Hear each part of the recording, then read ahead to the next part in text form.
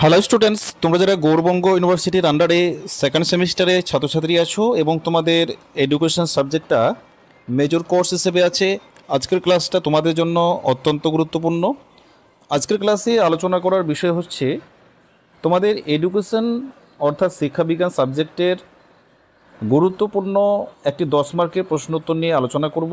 Module 3 নম্বর module থেকে তোমরা ভালো করে ক্লাসটা দেখো। তোমাদের এই প্রশ্নটা এতটাই ইম্পর্ট্যান্ট যে তোমাদের পরীক্ষায় কমন আসার মতো। তোমাদের পেপার নেম হচ্ছে সোশ্যোলজিক্যাল ফাউন্ডেশন অফ এডুকেশন, অর্থাৎ যেখানে তোমাদের পেপার কোড হচ্ছে EDC MJ 201। দেখো প্রশ্নটা হচ্ছে, দেখো এখানে 10 মার্কের প্রশ্ন আমি লিখে দিয়েছি। সামাজিক গোষ্ঠী কাকে বলে? সামাজিক গোষ্ঠীর বৈশিষ্ট্যগুলি লেখো। আবার পরীক্ষায় প্রশ্নটা এভাবেও আসতে পারে, প্রাথমিক গোষ্ঠী ও মাধ্যমিক বা গৌণ গোষ্ঠীর মধ্যে পার্থক্য আলোচনা করো। মোস্ট ইম্পর্ট্যান্ট, এই প্রশ্নটাকে হাইলাইট করে রাখবে। দেখো অনেক সময় দেখা যায় যে আমরা যে সমস্ত প্রশ্নগুলো আমরা অনুমান করি, অ্যাকচুয়ালি যিনি প্রশ্ন তৈরি করেন, যিনি কর্তা, ঠিক আছে, এক্স্যাক্টলি উনি এই সঠিক তথ্যটা দিতে পারেন যে তিনি কোন প্রশ্ন কখন সিলেবাসের বাইরে দিলেন নাকি প্রিভিয়াস ইয়ার থেকে কোশ্চেন থেকে তিনি দিলেন। এটা তার চেয়ে ভালো কেউ বলতে পারবে না।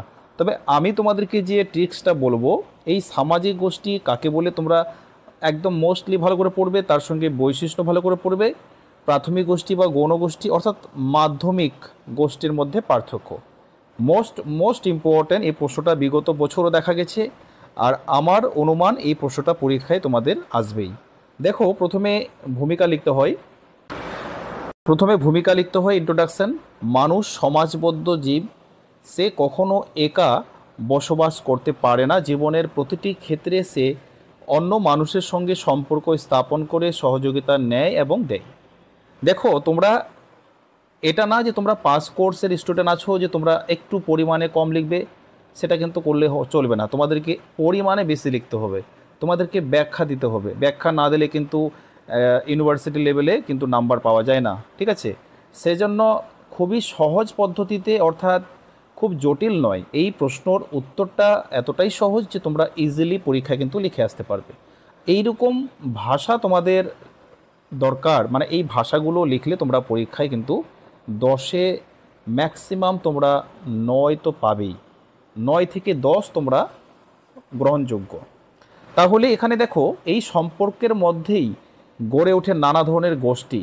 যেমন ধরো আমি একটা তোমাদের এক্সাম্পল দিচ্ছি। ধরো এটা হচ্ছে একটা মানুষ, সে কি করছে এই সমাজে, এটা একটা বস্তি, এখানে সে বসবাস করে, এখানে সে কি করে, এখানে সে যাতায়াত করে, পরিবেশের সঙ্গে সে মানিয়ে চলে, সে তার লাইফ জীবনের সঙ্গে সে তার সামঞ্জস্য মানুষের সঙ্গে সম্পর্ক স্থাপন করে সহযোগিতা নেই। আমরা মানুষ হয়ে আমরা অপর একজন মানুষের আমরা কিন্তু সহযোগিতার ভার নিয়ে চলি।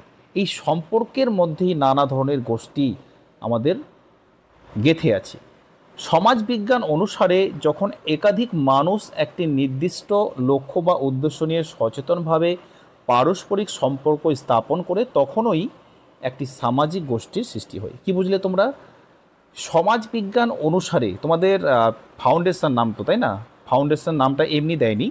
সমাজবিজ্ঞান অনুসারে যখন একজনের থেকে একাধিক মানুষ এই নির্দিষ্ট লক্ষ্যে বা তার সচেতন পারস্পরিক সম্পর্কে স্থাপন করে, তখন একটা কি গোষ্ঠী একটা তৈরি হয়।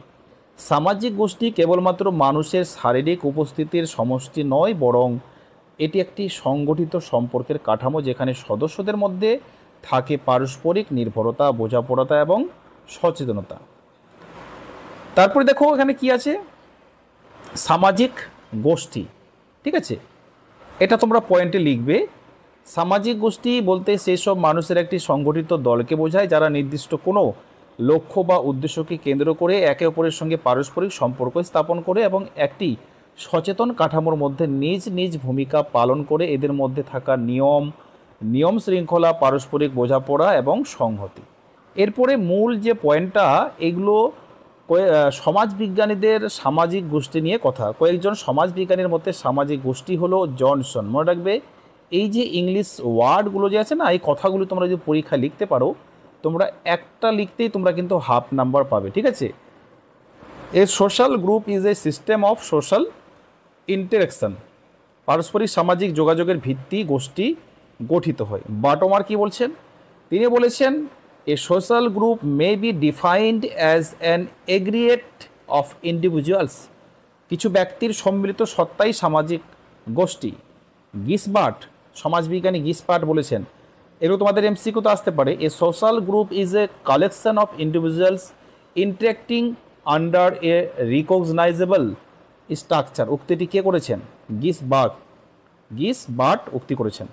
অর্থাৎ এই কাঠামোর মধ্যে ব্যক্তিদের পারস্পরিক সম্পর্কই গোষ্ঠীর ভিত্তি। ম্যাকাইভার বা পেজ কি বলছেন?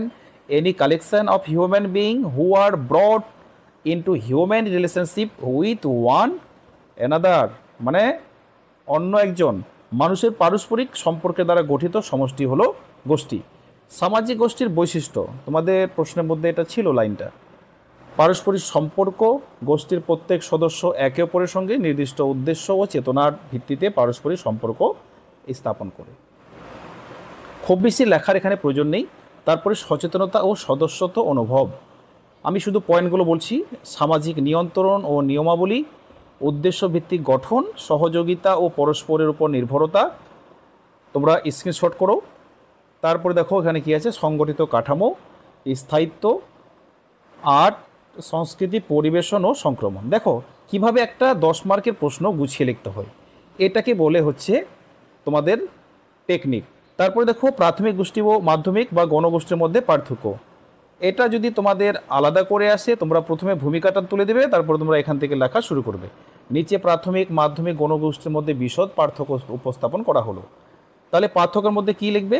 পার্থক্যের প্রকৃতি, প্রাথমিক গোষ্ঠী, এই মাধ্যমিক গোষ্ঠী। যেমন প্রথম আকার, মানে সাইজ, আকারে ছোট বা সীমিত, যেমন পরিবার, পাড়ার ক্লাব, আকারে বৃহৎ ও বিস্তৃত, যেমন রাজনৈতিক দল বা রাষ্ট্র। সম্পর্ক, মানে মুখোমুখি অন্তরঙ্গ সম্পর্ক, বিদ্যমান সম্পর্ক, পরোক্ষ ও বহু ক্ষেত্রে আনুষ্ঠানিক।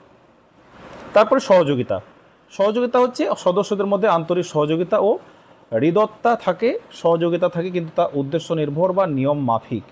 এরপর কি আছে? উদ্দেশ্য। উদ্দেশ্য কি? সুস্পষ্ট লক্ষ্য নাও থাকতে পারে, আবেগপ্রবণ সম্পর্কই মুখ্য। একটি নির্দিষ্ট সুসংগঠিত উদ্দেশ্য থাকে, যেমন প্রশাসন চালানো। স্থায়িত্ব, অধিকাংশ সময় দীর্ঘস্থায়ী হয়, তুলনামূলকভাবে অস্থায়ী হতে পারে। কাঠামো, কাঠামো স্বাভাবিক, সরল ও আনুষ্ঠানিক কাঠামো, নির্দিষ্ট ও নিয়মানুবর্তী, কঠোর আনুষ্ঠানিকতা থাকে। নিয়ন্ত্রণ, আচারে শিথিল নিয়ম থাকে, প্রথাগত শাসন চলে নিয়ম কানুনের কঠোর নিয়ন্ত্রণ হয়ে বিধিবদ্ধ নিয়ম দ্বারা। তারপরে শেষের দিকে কি লিখবে? সব থেকে মোস্ট যেটা প্রয়োজন, এটা না লিখলে অসম্পূর্ণ। পরিশেষে বলা যায় সামাজিক গোষ্ঠী মানুষের সামাজিক জীবনের অপরিহার্য অংশ। সামাজিকের ভিত্তি এই গোষ্ঠীগুলির উপর দাঁড়িয়ে ব্যক্তি তার পরিচয়, সংস্কার, আচরণ, মূল্যবোধ এই গোষ্ঠীর মাধ্যমে অর্জন করে। প্রাথমিক গোষ্ঠী মানুষকে আবেগ, স্নেহ, ঘনিষ্ঠতার শিক্ষা দেয়, আর মাধ্যমিক গোষ্ঠী মানুষকে সামাজিক লক্ষ্য অর্জনের পথ দেখান। তাই বলা যায় সামাজিক গোষ্ঠী মানব সভ্যতার কাঠামোর ভিত, যা ব্যক্তিকে সমাজে বাঁচতে শেখায়, সমাজকে সুসংগঠিত করে তোলে।